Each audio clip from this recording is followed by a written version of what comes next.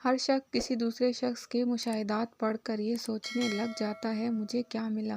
میرے ساتھ کیا کرشمہ ہوا، درود نہ بدل کے دیکھوں، اس سے پوچھوں یہ کون سا درود پڑھتا ہے۔ یقین کریں یہ جو درود پڑھنے کی توفیق ہے نا، یہی اللہ کی بہت بڑی عنایت ہے ہم سب لوگوں کے لیے، اور جیتا جاگتا کرشمہ، کیونکہ ہر روز اس کی برکت سے ہماری زندگی میں کیا کیا سکون آتا ہے، کیا کیا مثبت تبدیلیاں آتی ہیں، کن کن پریشانیوں مصیبتوں کو ہم تک پہنچنے سے پہلے ہی ختم کر دیا جاتا ہے، ہمیں اس کا علم بھی نہیں ہوتا۔ یہ تو دنیاوی معاملات ہیں۔ آقا جان کتنا خوش ہوتے ہوں گے جب ہر روز ان کی بارگاہ اقدس میں ہمارے درودوں کے گجرے لے کر فرشتے حاضر ہوتے ہوں گے۔ اے بندے، عطا کی پرواہ نہ کر، توفیق دے، تجھے رحمتوں کے کتنے عظیم خزانوں کی چابیاں دی گئی ہیں، تیری مرضی محبت سے پڑھ یا مطلب سے، مگر پڑھ ضرور، کیونکہ یہ وہ عنایت ہے